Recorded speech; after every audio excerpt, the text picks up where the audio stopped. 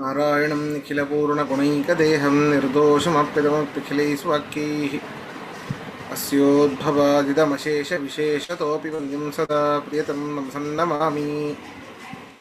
कृष्णाय वासुदेवाय हरये परमात्मने प्रणतः क्लेशनाशाय गोविन्दाय नमो नमः। अभ्रमं भङ्गरहितम् अजडं विमलं सदा आनन्दतीर्थमतुलं भजे तापत्रयापहम्। पृथ्वीमण्डलमध्यस्थाः पूर्णबोधमतानुगाः वैष्णवाः विष्णुहृदयाः तान्नमस्ये गुरून् मम। तपस्वाध्यायशुश्रूषा कृष्णपूजारतं मुनिं विश्वेशम् इष्टदं वन्दे परिव्राट् चक्रवर्तिनं। ಶ್ರೀಗುರುಭ್ಯೋ ನಮಃ. ಹರಿ ಓಂ. ನಿನ್ನೆ ದೇವರ್ಷಿಗಳ್ಯಾರು, ಮಹರ್ಷಿಗಳ್ಯಾರು, ರಾಜರ್ಷಿಗಳ್ಯಾರು ಅಂತ ಪ್ರಶ್ನೆ ಕೇಳಿದ್ವಿ. ಇವರಲ್ಲಿ ಏನು ವ್ಯತ್ಯಾಸ ಅನ್ನೋದನ್ನು ನಾಳಿನ ಪಾಠದಲ್ಲಿ ನೋಡೋಣ. ಆದರೆ ಇವರಲ್ಲಿ ದೇವರ್ಷಿಗಳ ಒಂದು ಸಾಲಿನಲ್ಲಿ ಯಾರ್ಯಾರು ಬರ್ತಾರೆ, ಒಬ್ಬರೇನೇ ರಾಜರ್ಷಿಗಳು ಆಗಬಹುದು, ದೇವರ್ಷಿಗಳಾಗಬಹುದು, ಮಹರ್ಷಿಗಳು ಆಗಬಹುದು. ನಿಮಗೆಲ್ಲ ಗೊತ್ತಿದೆ ವಿಶ್ವಾಮಿತ್ರದ ಕಥೆಯಲ್ಲ. ಹಾಗೆ ಇಲ್ಲಿ ದೇವರ್ಷಿಗಳ ಲಿಸ್ಟಲ್ಲಿ ಬರುವಂಥವರು ನಾರದರು, ಅತ್ರಿ ಋಷಿಗಳು, ಮರೀಚಿ ಋಷಿಗಳು, ಭರದ್ವಾಜರು, ಪುಲಸ್ತ, ಕ್ರತು, ಭೃಗು ಋಷಿಗಳು. ನೋಡಿ, ಭೃಗು ಋಷಿಗಳೂ ಕೂಡ ದೇವರ್ಷಿಗಳು. ನಾವಲ್ಲಿ ಮಹರ್ಷೀಣಾಂ ಭೃಗುರಹಂ ಅಂತ ನೋಡಿದ್ವಿ. ದೇವರ್ಷಿಗಳಲ್ಲಿ ಬರುವಂಥವರು ಭೃಗು ಋಷಿಗಳೂ ಹೌದು. ವಸಿಷ್ಠರು, ಪ್ರಚೇತಸರು, ನರನಾರಾಯಣರು. ನರನಾರಾಯಣ ಪರಮಾತ್ಮನ ಅವತಾರವೇನೆ. ಧರ್ಮನ ಮಕ್ಕಳು, ಧರ್ಮರಾಜನ ಮಕ್ಕಳು ಅವರಿಬ್ಬರು ನರನಾರಾಯಣ. ಕರ್ದಮ ಪ್ರಜಾಪತಿಗಳು, ತುಂಬುರು ಮತ್ತೆ ಕಣಾದ, ಇವರೆಲ್ಲರೂ ಕೂಡ ದೇವರ್ಷಿಗಳೇ. ಈ ಇಷ್ಟು ದೇವರ್ಷಿಗಳಲ್ಲಿ ನಾನು ನಾರದನಾಗಿದ್ದೇನೆ ಅಂತ. ರಾಜರ್ಷಿಗಳು, ಮಹರ್ಷಿಗಳು ಯಾರ್ಯಾರು, ಇವರೇ ಕೆಲವೊಬ್ರು ಬರ್ತಾರೆ. ಅತ್ರಿ ಋಷಿಗಳು, ಭೃಗು ಋಷಿಗಳು. ನೋಡಿ, ಮಹರ್ಷಿಗಳಲ್ಲಿ ಮಹರ್ಷೀಣಾಂ ಭೃಗುರಹಂ, ಇಷ್ಟರಲ್ಲಿ ನಾನು ಭೃಗು ಆಗಿದ್ದೇನೆ. ಅತ್ರಿ, ಭೃಗು, ಅಂಗೀರಸ, ವಿಶ್ವಾಮಿತ್ರ, ಕಶ್ಯಪ, ವಸಿಷ್ಠ, ಮರೀಚಿ. ಇದರ ವ್ಯತ್ಯಾಸವನ್ನು ನೋಡೋಣ ನಾಳಿನ ಪಾಠದಲ್ಲಿ. ಆದರೆ ಇದೊಂದು ಲಿಸ್ಟ್ ನೋಡಿ. ರಾಜರ್ಷಿಗಳಲ್ಲಿ ಇಬ್ಬರೇ ಅಂತೆ,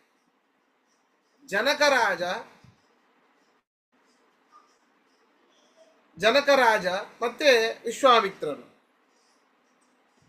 ಈ ರೀತಿ ಒಬ್ಬ ವ್ಯಕ್ತಿಯೇನೇ ಹೇಗೆ ತನ್ನ ತಂದೆಗೆ ಮಗನಾಗ್ತಾನೆ, ತನ್ನ ಮಗನಿಗೆ ತಂದೆ ಆಗ್ತಾನೆ, ಹಾಗೆ ಇವರೇನೆ ಒಬ್ಬ ವ್ಯಕ್ತಿಯೇನೆ ದೇವರ್ಷಿಗಳೂ ಆಗ್ತಾರೆ, ಮಹರ್ಷಿಗಳೂ ಆಗ್ತಾರೆ, ರಾಜರ್ಷಿಗಳೂ ಆಗಬಹುದು. ಆದರೆ ಈ ಇಷ್ಟು ದೇವರ್ಷಿಗಳ ಲಿಸ್ಟಿನಲ್ಲಿ ನಾನು ನಾರದನಾಗಿದ್ದೇನೆ. ಮಹರ್ಷಿಗಳ ಲಿಸ್ಟಿನಲ್ಲಿ ನಾನು ಭೃಗು ಆಗಿದ್ದೇನೆ. ರಾಜರ್ಷಿಗಳದು ಮುಂದೆ ಹೇಳ್ತಾನೆ ಕೃಷ್ಣ ಪರಮಾತ್ಮನೇ. ಸರಿನಾ? ಈ ರೀತಿ ಒಂದು ಅದರ ಲಿಸ್ಟ್ ಇದೆ. ಸರಿ ಹೇಳಿ ಆಚಾರ್ಯ. ಯಾವುದು? ದೇವರ್ಷಿಗಳದು ಬೇಕಾ? ನಾರದ, ಅತ್ರಿ, ಮರೀಚಿ, ಭರದ್ವಾಜ, ಪುಲಸ್ತ್ಯ, ಪುಲಹ, ಕ್ರತು, ಭೃಗು, ವಸಿಷ್ಠ, ಪ್ರಚೇತಸ, ನರನಾರಾಯಣ, ಕರ್ದಮ, ತುಂಬುರು ಮತ್ತು ಕಣಾದ. ಅಸಿತ ಮತ್ತು ವಾತಸ್ರ ಅಂತ ಹೇಳಿ ಇವರು ಕಶ್ಯಪ ಋಷಿಗಳ ಮಕ್ಕಳು. ಕಶ್ಯಪ ಋಷಿಗಳ ಮಕ್ಕಳಿವರು. ಇವರು ಅಸಿತ ಮತ್ತು ವಾತಸ್ರ, ಇವರೂ ಕೂಡ ದೇವರ್ಷಿಗಳ ಲಿಸ್ಟಲ್ಲಿ ಬರ್ತಾರೆ.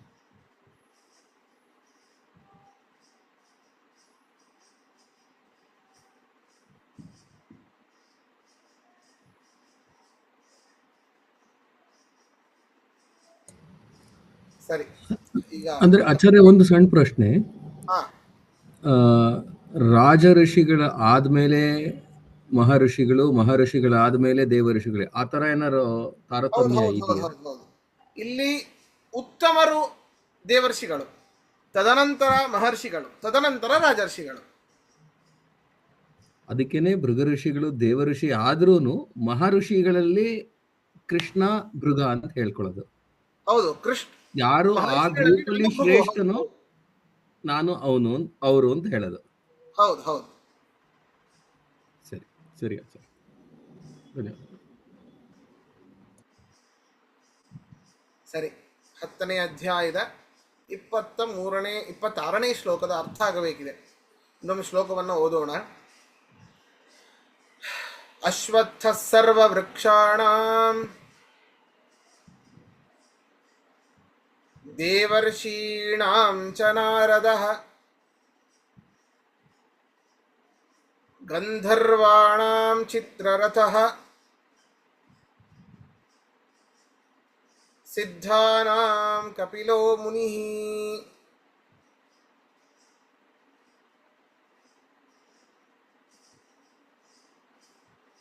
ಸರ್ವವೃಕ್ಷಾಣಾಂ, ಸರ್ವವೃಕ್ಷಾಣಾಂ ಎಲ್ಲ ಮರಗಳಲ್ಲಿ, ಸರ್ವವೃಕ್ಷಾಣಾಂ ಎಲ್ಲ ಮರಗಳಲ್ಲಿ,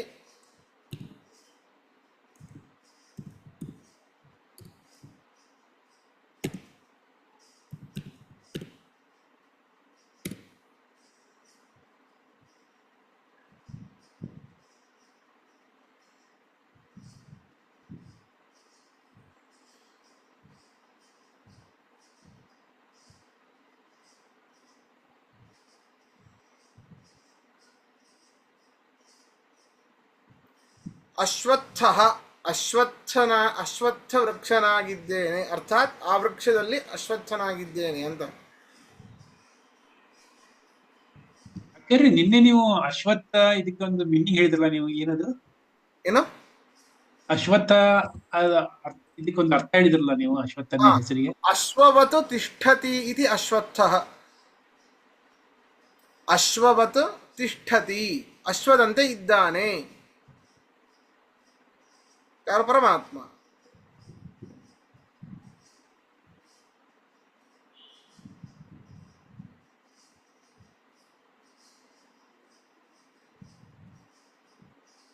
ಅಶ್ವತ್ಥ, ಅಶ್ವತ್ಥನಾಗಿದ್ದೇನೆ. ದೇವರ್ಷೀಣಾಂ ಚ, ದೇವರ್ಷಿಗಳಲ್ಲಿ, ದೇವರ್ಷೀಣಾಂ ಚ ದೇವರ್ಷಿಗಳಲ್ಲಿ,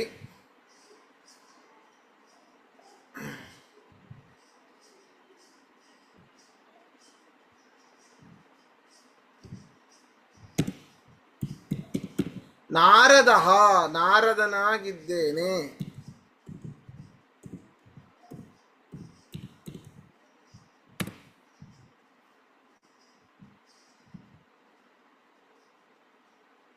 ನಾರದಃ ನಾರದನಾಗಿದ್ದೇನೆ.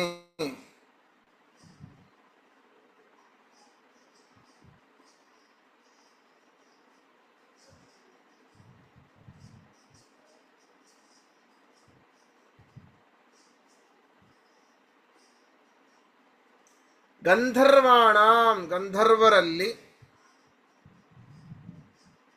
ಗಂಧರ್ವಾಣಾಂ ಗಂಧರ್ವರಲ್ಲಿ, ಚಿತ್ರರಥ ಚಿತ್ರರಥನಾಗಿದ್ದೇನೆ. ಚಿತ್ರರಥ ಚಿತ್ರರಥನಾಗಿದ್ದೇನೆ.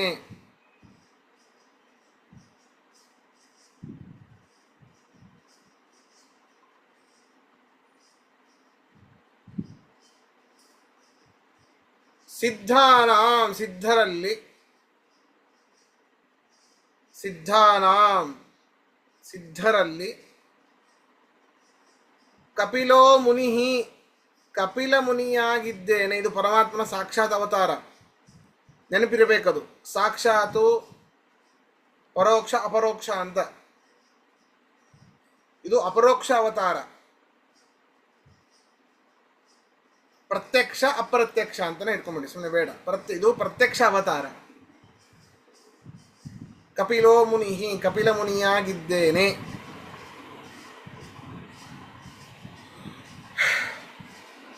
ಮುಂದೆ ಹೋಗೋಣ.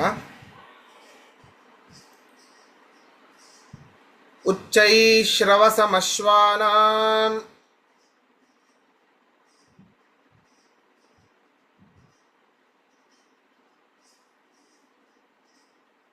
ವಿದ್ಧಿ ಮಾಂ ಅಮೃತೋದ್ಭವಂ.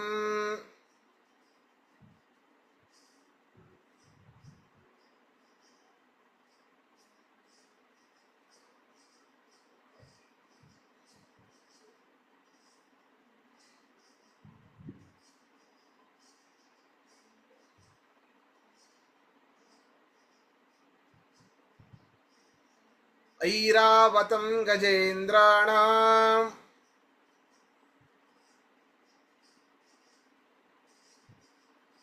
ನರಾಣಾಂ ಚ ನರಾಧಿಪಂ.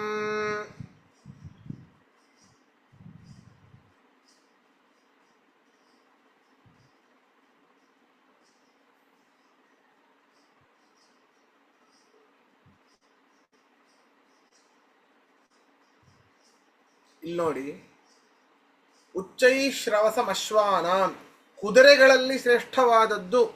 ಅಮೃತೋದ್ಭವಂ ಮಾಂ ವಿದ್ಧಿ, ಕ್ಷೀರ ಸಮುದ್ರದ ಮಥನ ಆಗಬೇಕಾದ್ರೆ ಬಂದಿರುವಂತಹ ಉಚ್ಚೈಶ್ರವಸ್ ಎಂಬುವಂತಹ ಅಶ್ವ ನಾನಾಗಿದ್ದೇನೆ. ಬಹಳ ತೀಕ್ಷ್ಣವಾದ ಅದರ ಕರ್ಣಗಳಂತೆ. ಶಕ್ತಿ ಬಹಳ ಎಷ್ಟೋ ಸಾವಿರಾರು ಕಿಲೋಮೀಟರ್ ದೂರ ಮಾತಾಡಿದ್ದೂ ಕೂಡ ಅದಕ್ಕೆ ತುಂಬ ಕೇಳಿಸತ್ತೆ. ಆದ್ದರಿಂದಾಗಿ ಉಚ್ಚೈಹಿ ಶ್ರವಸ್, ಬಹಳ ತೀಕ್ಷ್ಣವಾದ ಕಿವಿಯ ಒಂದು ಶಕ್ತಿ ಉಳ್ಳದ್ದು. ಆದ್ದರಿಂದ ಉಚ್ಚೈಶ್ರವಸ್ ಅಂತ ಅದಕ್ಕೆ ಹೆಸರು. ಪರಮಾತ್ಮನಿಗೆ ಆ ಉಚ್ಚೈಶ್ರವಸ್ ಎನ್ನುವಂತಹ ಒಂದು ಕುದುರೆಯಲ್ಲಿ ಉಚ್ಚೈಶ್ರವಸ್ ನಾಮಕನಾಗಿ ಪರಮಾತ್ಮ ಇದ್ದಾನೆ. ಈ ಒಂದು ಹೆಸರು ಪರಮಾತ್ಮನಿಗೆ ಹೇಗೆ ಸಮನ್ವಯವಾಗತ್ತೆ ಅಂತಂದ್ರೆ, ಉಚ್ಚೈಹಿ ಶ್ರವಸ್, ಇಡೀ ಜಗತ್ತಿನಲ್ಲಿ ಬಹಳ ಹೆಚ್ಚಾಗಿ ಯಾರ ಕೀರ್ತಿ ಕೇಳಲ್ಪಡುತ್ತೋ ಅವನು ಉಚ್ಚೈಶ್ರವಸ್. ಉಚ್ಚೈಹಿ, ಅತ್ಯುತ್ಕೃಷ್ಟವಾದ ಒಂದು ಕೀರ್ತಿ ಉಳ್ಳದ್ಯಾರೋ ಅವನು ಉಚ್ಚೈಶ್ರವಸ್ ಅಂತ ಅರ್ಥ. ಪರಮಾತ್ಮನಿಗಿಂತ ಮಿಗಿಲಾದ ದೇವ ಇನ್ನೊಬ್ಬನಿಲ್ಲ. ಸಕಲ ವೇದಗಳೂ ಕೂಡ ಪರಮಾತ್ಮನನ್ನೇ ಹೇಳ್ತಾ ಇವೆ. ಆದ್ದರಿಂದಾಗಿ ಸಕಲ ವೇದಗಳೂ ಗಟ್ಟಿಯಾಗಿ ಸಾರಿ ಸಾರಿ ಪರಮಾತ್ಮನನ್ನೇ ಹೇಳ್ತಾ ಇದೆ. ಅದು ಜ್ಞಾನಿಗಳಿಗೆ ಮಾತ್ರ ಗೊತ್ತಾಗುತ್ತೆ. ಆದ್ದರಿಂದಾಗಿ ಉಚ್ಚೈಶ್ರವಸ್ ಅಂದರೆ ಪರಮಾತ್ಮನೇನೆ. ಇದು ಉಚ್ಚೈಶ್ರವಸ್ ಎನ್ನುವಂತಹ ಒಂದು ಪರಮಾತ್ಮನ ಒಂದು ವಿಭೂತಿ ರೂಪ. ಉಚ್ಚೈಶ್ರವಸ್ ಎಂಬುವಂತಹ ಕ್ಷೀರ ಸಮುದ್ರದಲ್ಲಿ ಆ ಒಂದು ಅಮೃತ ಮಥನ ಕಾಲದಲ್ಲಿ ಹುಟ್ಟಿರುವಂತಹ ಕುದುರೆಯಲ್ಲಿ ಇರುವುದರಿಂದ ಆ ಕುದುರೆಯು ಇನ್ನಿತರ ಕುದುರೆಗಳಿಗಿಂತ ಶ್ರೇಷ್ಠವಾಗಿದೆ. ಐರಾವತಂ ಗಜೇಂದ್ರಾಣ, ಆನೆಗಳಲ್ಲಿ ಶ್ರೇಷ್ಠವಾದದ್ದು ಐರಾವತ. ಐರಾವತವೂ ಕೂಡ ಅದರಿಂದನೇ ಹುಟ್ಟಿದ್ದು, ಕ್ಷೀರ ಸಮುದ್ರದಿಂದಲೇ ಹುಟ್ಟಿರುವಂಥದ್ದು. ಅದರಲ್ಲೂ ಕೂಡ ಪರಮಾತ್ಮ ಐರಾವತ ಎನ್ನುವಂತಹ ಒಂದು ಹೆಸರಿನಿಂದ ಇದ್ದಾನಂತೆ. ಏನದು?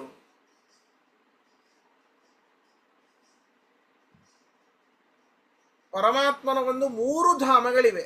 ಯಾವ್ದ್ಯಾವುದು? ಶ್ವೇತದ್ವೀಪ, ಅನಂತಾಸನ, ವೈಕುಂಠ. ಅವಾಶ್, ಶ್ವೇತದ್ವೀಪ, ಅನಂತಾಸನ, ವೈಕುಂಠ.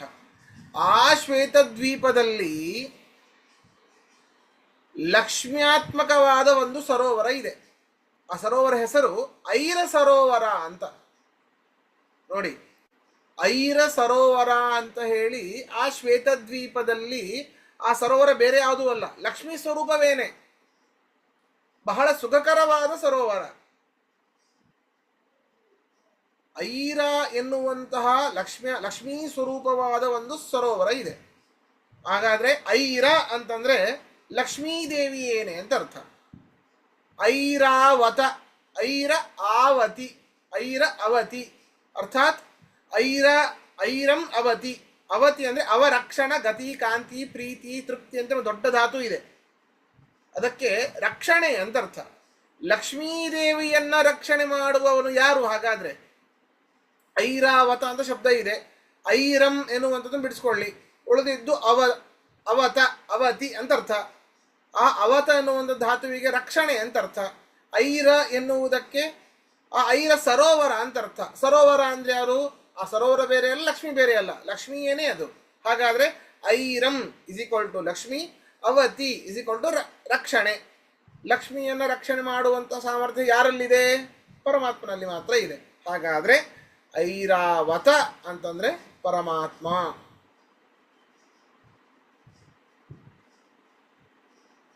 ಹೊಸ ಹೊಸ ವಿಚಾರಗಳು.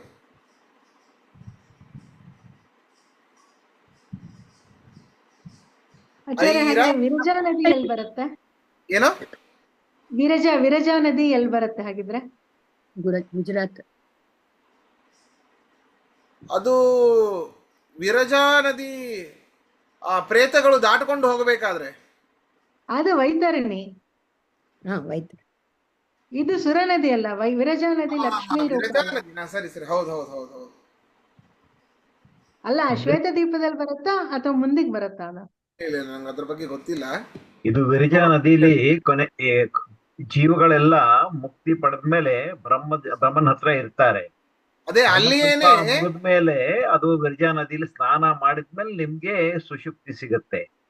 ನೀವು ಹೇಳಿದ್ ಸರಿ, ವೈತರಣಿ ಎಲ್ಲ ಮೊದಲು ಕ್ರಾಸ್ ಮಾಡ್ಕೊಂಡು ಹೋಗ್ಬೇಕು, ಅವೆಲ್ಲ ಮೊದಲನೇ ನದಿಗಳು. ಇದು ನೀವು ಇದರಲ್ಲಿ ತಲುಪಿರ್ತೀರಿ, ಅಲ್ಲಿ ಕೂತಿರ್ತೀರಿ ನೀವು, ಅಲ್ಲಿ ನಿತ್ಯ ಅಲ್ಲ, ನನಗನ್ಸತ್ತೆ ಅದು ವಿರಜಾ ನದಿಯಲ್ಲಿ ಲಿಂಗದೇಹ ಭಂಗವಾಗೋದು ಅಲ್ಲೇನಾ? ಲಿಂಗದೇಹ ಭಂಗ. ಲಿಂಗದೇಹ ಭಂಗ ಹಿಂದೆಲ್ಲ ವೈಕುಂಠದಲ್ಲಿ ಅಂತ ಓದಿದೆ ಆಚಾರ್ಯ. ಅದನ್ನ ವೈಕುಂಠದಲ್ಲಿ ಅಂತ ಎಲ್ಲ ಓದಿದ್ದೆ ಅದನ್ನ. ವೈಕುಂಠ ಹೋಗ್ಬೇಕಾದ್ರೆ ಲಿಂಗದೇಹ ಭಂಗ ಆಗ್ಬೇಕು. ಲಿಂಗದೇಹ ಭಂಗ ನೆನಪಿದೆ, ಅದು ಬಾಯಿಗೆ ಬರ್ತಿಲ್ಲ. ಏನು? ಅಲ್ಲ, ವಿರಜಾ ನದಿ ವೈಕುಂಠ ಸುತ್ತ ಬರುತ್ತಾ ಶ್ವೇತ ದೀಪ ಸುತ್ತ? ಅಲ್ಲಿ ಸರೋವರ ಇದಾದ್ಮೇಲೆ ವೈಕುಂಠದಲ್ಲೇ ಇರ್ಬೇಕು. ನಾನು ಓದಿದ್ದು, ನಾನು ಒಂದ್ ಕಡೆ ಓದಿದ್ದೀನಿ, ವೈಕುಂಠ ಅಂತ ಓದಿದ್ದೆ ನಾನು ಹಿಂದೆ. ವೈಕುಂಠದಲ್ಲಿ ಬರುತ್ತದೆ. ಯಾಕೆಂದ್ರೆ ಇದು ಹಾಡಲ್ಲಿ ದಾಸರ ಪದದಲ್ಲಿ ಬರುತ್ತಲ್ಲ ಆಚಾರ್ಯ. ಕಂಗಳಿ ಜಾತಿ, ಕಂಗಳಿ ಜಾತಿ ಕಾವೇರಿ ರಾಯರ ಇದರಲ್ಲೂ ಬರುತ್ತೆ ನೋಡಿ. ಹೌದು ಹೌದು ಹೌದು. ಹಾ, ವಿರಜಾ ನದಿಯಲ್ಲಿ ಇದರಲ್ಲೂ ಬರುತ್ತಲ್ಲ, ರಾತ್ರ ಸಂಕಲ್ಪದಲ್ಲೂ ಬರುತ್ತೆ ನೋಡಿ ಆಚಾರ್ಯ. ಹೌದು ಹೌದು ಹೌದು. ವಿರಜಾ ನದಿ ಸ್ನಾನೇನ ತ್ಯಕ್ತಲಿಂಗಾನಾಂ ತಥಾವನಿಷ್ಠವಷ್ಟ ಶೇಷ ಕರ್ಮಾಣಂ ಪ್ರಳಯ ಕಾಲೇ ಬಹುದುದರಿದ್ದುಷಾಂ, ಅದು ಬರುತ್ತಲ್ಲ ಅಲ್ಲೇ, ಅಲ್ಲೂ ಬರುತ್ತೆ ವೈಕುಂಠದಲ್ಲಿ. ಪರಮ ವೈಕುಂಠ ರಂಗನ ಮಂದಿರ, ಪರವಾಸುದೇವನ ರಂಗನ ನೋಡದ, ಕಂಗಳಿದ್ಯಾತೋ ಕಾವೇರಿ ರಂಗನ ನೋಡದ. ಹೌದು ಹೌದು. ಹರಹೀರ ವೈಜಯಂತಿ ವಿರಜಾ ನದಿಯ ಸ್ನಾನವ ಮಾಡಿ, ಪರಮ ವೈಕುಂಠ ರಂಗನ ಮಂದಿರ, ಪರವಾಸುದೇವನ ರಂಗನ ನೋಡದ, ಕಂಗಳಿದ್ಯಾತಕೋ ಕಾವೇರಿ ರಂಗನ ನೋಡದ. ಹೌದು, ವೈಕುಂಠದಲ್ಲಿ ಬರ್ತದೆ. ಅದು ನೆನಪಾಗ್ತಿತ್ತು, ಅದು ಯಾವ ಹಾಡು ಅಂತ ಗೊತ್ತಾಗ್ತಿಲ್ಲ ನನಗೆ. ಸರಿ ಸರಿ, ಹೌದು. ಎಷ್ಟು ಅದ್ಭುತ ನಿಮ್ಮ ಪಾಠ, ಎಷ್ಟು ವಿಷಯಗಳನ್ನ ತಿಳ್ಕೊತಾ ಇದೀವಿ ಅಂತ. ನಿಮ್ಮಿಂದ ನಮಗೂ ಗೊತ್ತಾಗ್ತಾ ಇದೆ. ಇಲ್ಲೇ ಅದಕ್ಕೆ ಹೇಳೋದು, ಗುರು ಶಿಷ್ಯರು ಸೇರಿದಾಗ ಮಥನ ಆಗಬೇಕಂತೆ. ಅರಣಿ ಮಥನ ಆದಾಗ ಅಗ್ನಿ ಹುಟ್ಟೋದು ಹಾಗೆ, ಗುರು ಶಿಷ್ಯರ ಮಥನ ಆದಾಗ ಬ್ರಹ್ಮಜ್ಞಾನ ಎನ್ನುವಂತಹ ಒಂದು ಅಗ್ನಿ ಹುಟ್ಟತ್ತಂತೆ. ಆದ್ರೂ ನಮ್ಮ ಬ್ಯಾಚ್ ಅಲ್ಲಿ ಇರೋದು 8-9 ಜನ ಆದ್ರೂ ಬಹಳ ಸ್ಟಾಲ್ವರ್ಟ್ಗಳಿದ್ದಾರೆ ಆಚಾರ್ಯ. ಅವರಿಂದ ನಮ್ಮಂತವ್ರು ಪಾಮರರು ಬೇಗ ಕಲ್ತ್ಕೊಂಡ್ಬಿಡ್ತೀವಿ ಎಲ್ಲ. ಖಂಡಿತ ಪಣಿರಾಜ್, ನಮ್ಮಂತವ್ರಿಗೆ ಅನುಕೂಲ ಜಾಸ್ತಿ.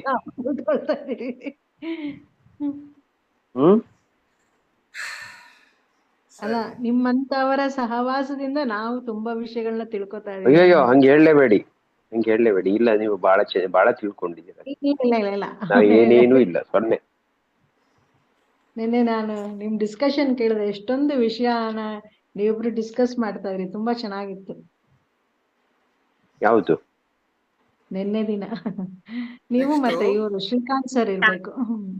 ಕ್ಲಾಸ್ ಸ್ಟಾರ್ಟ್ ಮಾಡ್ತಿರಲ್ಲ ಅದು. ನರಾಣಾಂಚ ನರಾಧಿಪಂ. ಹಾಗಾದ್ರೆ ನರರಲ್ಲಿ ನಾನು ರಾಜರಲ್ಲಿ ಇದ್ದೇನೆ ಅಂತ. ಯಾವನೇ ಒಬ್ಬ ರಾಜನಾಗಬೇಕು ಅಂತಂದ್ರೆ ಪರಮಾತ್ಮನ ಒಂದು ಅನುಗ್ರಹ ಇಲ್ಲದೆ ನಾವು ಸಾಧ್ಯವೇ ಇಲ್ಲ. ಅವನಲ್ಲಿ ನಾನು ನರಾಧಿಪನಾಗಿದ್ದೇನೆ. ನರಾಧಿಪ ಎನ್ನುವಂತಹ ಒಂದು ಪರಮಾತ್ಮನ ಒಂದು ವಿಶೇಷ ವಿಭೂತಿ ರೂಪ. ಏನದು ನರಾಧಿಪ ಅಂದ್ರೆ? ನರ ಅಂದ್ರೆ ಮನುಷ್ಯರು. ಮನುಷ್ಯರು ಆ ನರರಿಗೆ ಸ್ವಾಮಿ. ಅಧಿಪ ಅಂದ್ರೆ ಸ್ವಾಮಿ, ಮನುಷ್ಯರಿಗೆ ಸ್ವಾಮಿ ಪರಮಾತ್ಮನೇನೆ. ಆದ್ದರಿಂದ ಅಂತಹ ಒಂದು ರೂಪದಿಂದ ನಾನು ಅವರಲ್ಲಿ ಇದ್ದೇನೆ. ಆದ್ದರಿಂದ ಮನುಷ್ಯರಲ್ಲಿ ರಾಜರು ಶ್ರೇಷ್ಠರು ಅಂತ ಹೇಳ್ತಾ ಇದ್ದಾರೆ. ಆಚಾರ್ಯ, ಇದು ರಾಜರು ಶ್ರೇಷ್ಠರು ಅನ್ನೋದಕ್ಕೆ ಹೇಳ್ತೀನಿ. ನಮ್ಮ ತಾಯಿ ಎಲ್ಲ ಮೈಸೂರಿನಲ್ಲಿ ಇದ್ದವರು, ಬೆಳೆದವರು ಮೈಸೂರಿನಲ್ಲಿ. ಅವರಿದ್ದಾಗ ಕೃಷ್ಣರಾಜ ಒಡೆಯರೆಲ್ಲ ಇದ್ರು.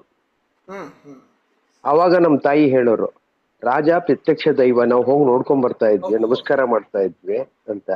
ಹಾಗಾಗಿ ಇದು ನರಾಧಿಪ ಅವರಲ್ಲಿ ಇರೋದ್ರಿಂದ ರಾಜನ ಪ್ರತ್ಯಕ್ಷ ದೈವ ಅಂತಿದ್ರು. ಅವಾಗ ಅವರಲ್ಲಿ ಆ ಬುದ್ಧಿ ಇತ್ತು, ಆ ಗುಣಗಳಿತ್ತು.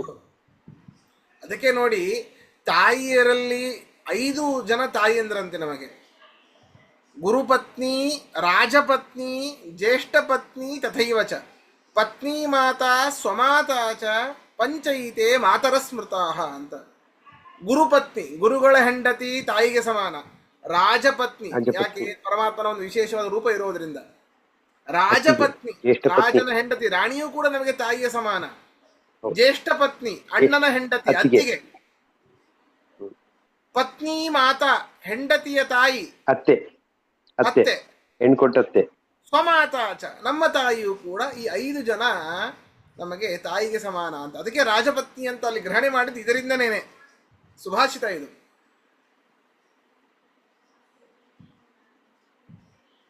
ಸರಿನಾ?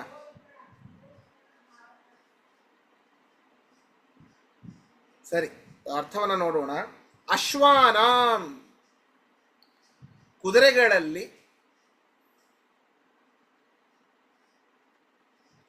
ಅಮೃತೋದ್ಭವಂ, ಅಮೃತ ಮಥನ ಕಾಲದಲ್ಲಿ ಹುಟ್ಟಿದ,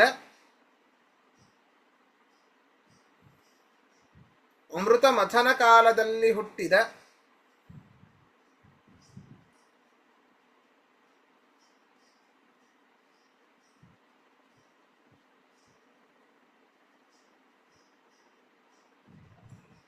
ಉಚ್ಚೈಶ್ರವಸಂ, ಉಚ್ಚೈಶ್ರವಸಂ, ಉಚ್ಚೈಶ್ರವಸ್ಯಂಬ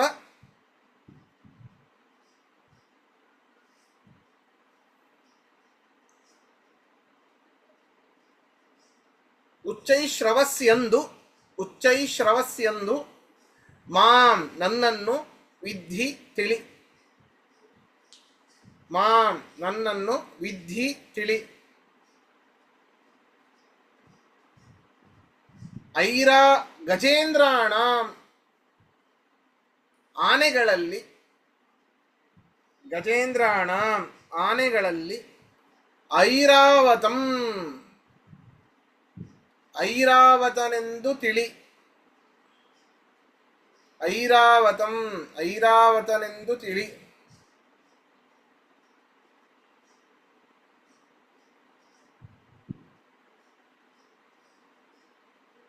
ನರಾಣಾಂಚ, ಮನುಷ್ಯರಲ್ಲಿ, ನರಾಣಾಂಚ, ಮನುಷ್ಯರಲ್ಲಿ, ನರಾಧಿಪಂ ವಿದ್ಧಿ, ರಾಜನೆಂದು ತಿಳಿ.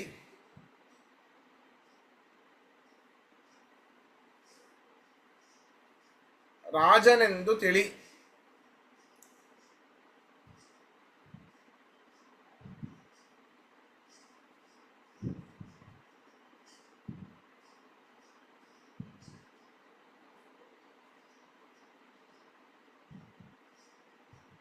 ಉಚ್ಚೈ ಶ್ರವಸ್ಸಿಗೆ ಅರ್ಥ ಹೇಳಿದ್ರಲ್ಲ, ಅದು ಅಂತ ಹೇಳ್ತೀವಿ.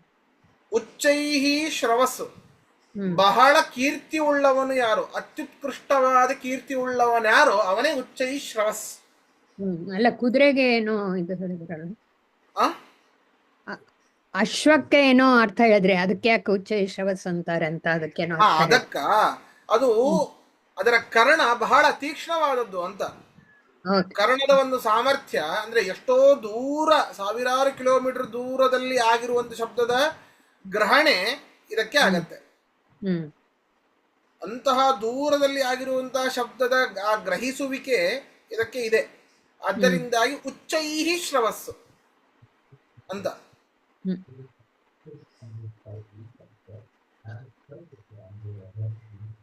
ಸರಿ, ಮುಂದೆ ಹೋಗೋಣ.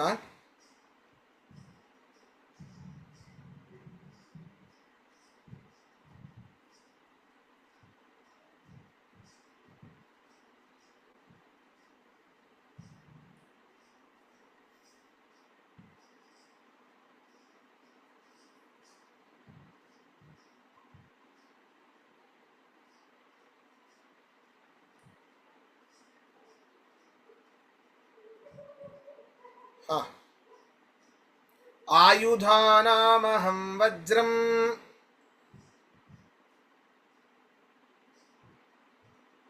ಧೇನೂನಾಮಸ್ಮಿ ಕಾಮಧುಕ್ ಪ್ರಜನಶ್ಚಾಸ್ಮಿ ಕಂದರ್ಪಃ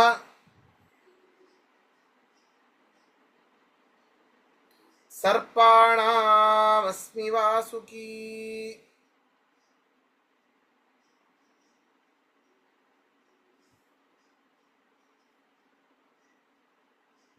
ಇಲ್ಲಿ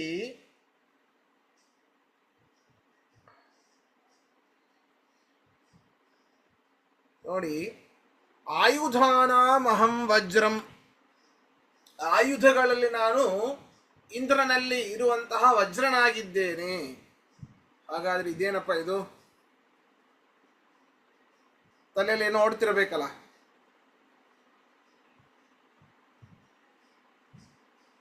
ಏನು ಪ್ರಶ್ನೆ ಬರಲಿಲ್ವಾ?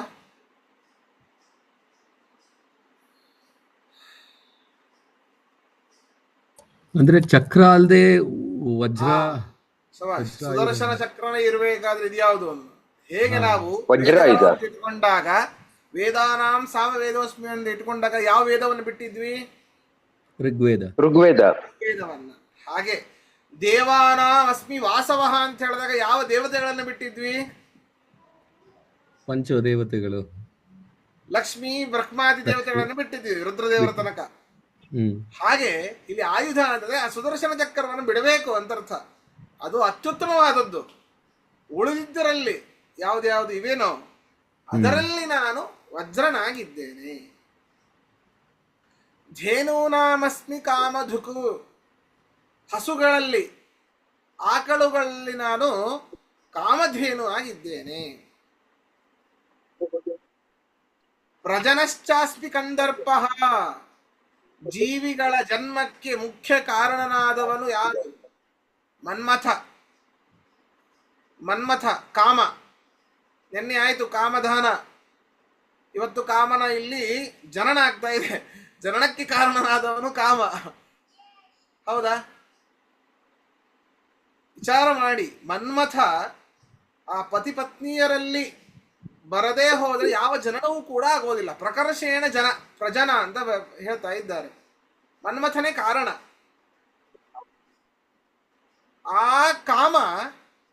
ಆ ಕಾಮನಲ್ಲಿ ನಾನು ಕಂದರ್ಪ ನಾಮಕನಾಗಿ ಇದ್ದೇನೆ. ಪರಮಾತ್ಮನೇನೆ ಎಲ್ಲವೂ ಮಾಡಿಸುವಂಥದ್ದು ಇದನ್ನ. ಸರ್ಪಾಣಾಮಸ್ಮಿ ವಾಸುಕಿ, ನಾಗಗಳಲ್ಲಿ ನಾನು ವಾಸುಕಿಯಾಗಿದ್ದೇನೆ. ಅಲ್ಲ, ಇದೇನು ವಜ್ರ ಅಂತ ಹೇಳ್ತಾ ಇದ್ದೀರಿ? ಏನಿದೆ ಅರ್ಥ? ಸರ್ವ ದೋಷ ವಿವರ್ಜಿತತ್ವಾತು ವಜ್ರ. ಎಲ್ಲ ದೋಷಗಳಿಂದ ದೂರ ಪರಮಾತ್ಮ, ಎಲ್ಲ ದೋಷಗಳಿಂದ ಪರಮಾತ್ಮ ದೂರ. ಆದ್ದರಿಂದಾಗಿ ಅವನು ವಜ್ರ ಅಂತ ಅರ್ಥ. ವರ್ಜಿತತ್ವಾತು ವಜ್ರ. ಯಾವುದರಿಂದ ವರ್ಜಿತ? ಸಕಲ ದೋಷಗಳಿಂದ ವರ್ಜಿತ. ಆದ್ದರಿಂದಾಗಿ ವಜ್ರ ಅಂತ ಹೆಸರಿಡಬಹುದು. ಅದಕ್ಕೆ ವಜ್ರಕ್ಕೆ ಅಷ್ಟು ಬೆಲೆ ಇರಬಹುದು. ಹೌದಾ? ಅಷ್ಟು ಕಾಠಿಣ್ಯತೆ ಇದೆ, ಪಾರದರ್ಶಕವಾಗಿರ್ತದೆ. ಹಾಗೇನೆ ಬೂದಿ ಆಗ್ಬಿಡತ್ತೆ, ಆ ಸುಟ್ರೆ ಬೂದಿ ಆಗ್ಬಿಡುತ್ತೆ. ಎಲ್ಲಾನು ಕತ್ತರಿಸತ್ತಲ್ಲ, ಅದೇ ಎಲ್ಲಾನು ಕತ್ತರಿಸತ್ತೆ ಕೂಡ ಅಲ್ವಾ ಆಚಾರ್ಯ? ಅಷ್ಟು ಗಟ್ಟಿ ಅದು. ವಜ್ರಾದಪಿ ಕಠೋರ, ವಜ್ರಕ್ಕಿಂತ ಕಠೋರವಾದ ವಸ್ತು ಇಲ್ಲ. ಇಲ್ಲ. ವಜ್ರನ ಕತ್ತರಿಸ್ಬೇಕಾದ್ರೆ ವಜ್ರನೇ ಬೇಕು. ವಜ್ರನೇ ಬೇಕು. ಹೀಗೆ ವಜ್ರ ಪರಮಾತ್ಮ ಯಾಕೆ ಅಂತಂದ್ರೆ ವರ್ಜಿತತ್ವಾತ್, ಯಾವುದರಿಂದ? ಸಕಲ ದೋಷೈಹಿ ವರ್ಜಿತತ್ವಾತ್, ಅನೇಕ ಯಾವ್ಯಾವ ದೋಷಗಳಂತೀವಿ ಎಲ್ಲಾ ದೋಷಗಳಿಂದ ದೂರನಾಗಿದ್ದಾನೆ ಪರಮಾತ್ಮ. ಅದರಿಂದಾಗಿ ವಜ್ರ ಅಂದ್ರೆ ಅವನೇ. ಆ ವಜ್ರನಾಮಕ ಒಂದು ವಿಭೂತಿ ರೂಪದಿಂದಾಗಿ ಆ ವಜ್ರದಲ್ಲಿ ಇದ್ದಾನೆ. ಆದ್ದರಿಂದಾಗಿ ಎಲ್ಲಾ ಆಯುಧಗಳಿಗಿಂತ ಆ ವಜ್ರ ಶ್ರೇಷ್ಠ. ಕಾಮಧುಕು, ಹಸುಗಳಲ್ಲಿ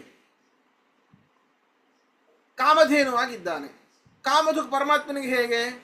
ಜೀವಿಗಳು ಏನೇನು ಕೇಳುತ್ತಾರೋ ಎಲ್ಲವನ್ನೂ, ಅರ್ಥಾತ್ ಜೀವಿಗಳು ಅನ್ನುವುದಕ್ಕಿಂತ ತನ್ನ ಅಂತರಂಗ ಭಕ್ತರು ಯಾರ್ಯಾರು ಅಂತಿದ್ದಾರೋ ಅವರು ಏನೂ ಕೇಳದೇನೆ ಎಲ್ಲವನ್ನೂ ಕೊಡ್ತಾನೆ. ಸುಧಾಮ ಏನು ಕೇಳಿದ್ದ? ಏನೇನೇನೇನೇನೂ ಕೇಳಿರಲಿಲ್ಲ ಪುಣ್ಯಾತ್ಮ. ತಂದಿರುವಂತಹ ಅವಲಕ್ಕಿಯನ್ನೂ ಕೆಳಗೆ ಇಟ್ಕೊಂಡಿದ್ದ, ಒಳಗೆ ಇಟ್ಕೊಂಡಿದ್ದ. ಇಷ್ಟೆಲ್ಲ ವೈಭೋಗ ನೋಡಿ, ಅರಮನೆಯ ವೈಭೋಗ ನೋಡಿ, ದ್ವಾರಕಾನಗರಿಯ ಒಂದು ವೈಭೋಗ ನೋಡಿ, ಯೋ ಇಷ್ಟೆಲ್ಲ ಪಂಚಭಕ್ಷ ಪರಮಾನಿರ್ಬೇಕು ನಂದೊಂದು ಮುಡಿ ಅವಲಕ್ಕಿ, ಏನು ಸವಿ ಆದೀತು ಅವನಿಗೆ. ಒಳಗಿಟ್ಕೊಂಡಿದ್ದ, ಆದರೆ ಭಕ್ತಿಯಿಂದ ತಂದಿದ್ದ. ಕೃಷ್ಣ ಬಿಡಲಿಲ್ಲ, ಕಸ್ಕೊಂಡು ತಿಂದ, ಕೆಳಗೆ ಬಿದ್ದಿದ್ದು ತಿಂದ. ಅದ್ಭುತ. ಏನೂ ಕೇಳಿಲ್ಲ. ಏನಪ್ಪ ಆರಾಮಿದ್ದೀಯಾ ಅಂತ ಕೇಳಿದಾಗ ನಾ ಆರಾಮಿದ್ದೇನೆ ಅಂತಾನೇ ಹೇಳ್ದ. ಹೋಗ್ಬೇಕಾದ್ರೂ ಏನೋ ಕೊಡತಾನೇನೋ ಅನ್ನುವಂತಹ ಒಂದು ಆಸೆಯಿಂದ ಬಂದಿದ್ದ ಸುಧಾಮ. ಆದರೆ ಏನೇನೇನೇನೇನೂ ಕೇಳಿಲ್ಲ. ಅದೇ ಮುಖ್ಯವಾಗಿ ಅಂತರಂಗ ಭಕ್ತರು ಹಾಗೇ ಇರ್ತಾರೆ. ಪರಮಾತ್ಮ ಅಂತ ಏನೂ ಕೇಳೋದಿಲ್ಲ. ಸಕಲ ಬಲ್ಲವನು, ಸರ್ವಜ್ಞ. ನಮ್ಗೆ ಯಾವ ಕಾಲದಲ್ಲಿ ಏನನ್ನ ಕೊಡಬೇಕು ಅನ್ನುವಂಥದ್ದು ಗೊತ್ತಿದೆ. ಕೊನೆ ತನಕನೂ ಏನೂ ಕೇಳಿಲ್ಲ. ಅಲ್ಲಿಗೆ ಹೋಗುವಷ್ಟರಲ್ಲಿ, ತನ್ನ ಊರಿಗೆ ಮುಟ್ಟುವಷ್ಟರಲ್ಲಿ ಭವ್ಯವಾದ ಅರಮನೆ ಸೌಧ ಸಿದ್ಧವಾಗಿ ನಿಂತಿದೆ ವಿಶ್ವಕರ್ಮನಿಂದ. ಎಲ್ಲ ಮಕ್ಕಳು ಬಹಳ ಖುಷಿಯಿಂದ ಓಡಾಡ್ತಾ ಇದ್ದಾರೆ. ಪರಮಾತ್ಮನ ಎಂಥ ಲೀಲೆ! ಮುಪ್ಪಿಡಿಯವಲಕ್ಕಿಯ ತಂದವನಿಗೆ ಒಪ್ಪುವಂತೆ ಕೊಡಲಿಲ್ಲವೇನೋ, ಸರ್ಪಶಯನ ಸಿರಿ ಪುರಂದರ ವಿಠಲ ಅಪ್ರಮೇಯ ಕಾಯೋ. ಓ ನಾನೇನ ಮಾಡಿದೇನೋ ರಂಗಯ್ಯ ರಂಗ ನೀಯನ್ನ ಕಾಯಬೇಕು. ಹೀಗೆ ಕಾಮಧೇನು ಆಗಿ ಅವ ಇದ್ದಾನೆ.